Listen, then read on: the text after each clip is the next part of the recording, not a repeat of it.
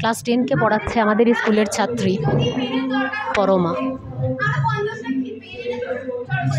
Teachers ডের বিশেষ নিবেদন। প্রত্যেক ক্লাস 12-এর ছাত্রীরা বাকি ক্লাসগুলো 11 পর্যন্ত যতগুলো ক্লাস আছে 5 to 11 প্রত্যেকটা ক্লাসে কেউ না কেউ ক্লাস নিচ্ছে আজকে।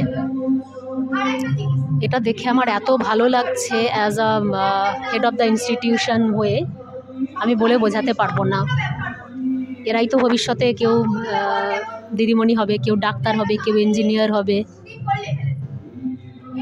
আপনারাও সবাই আশীর্বাদ করুন।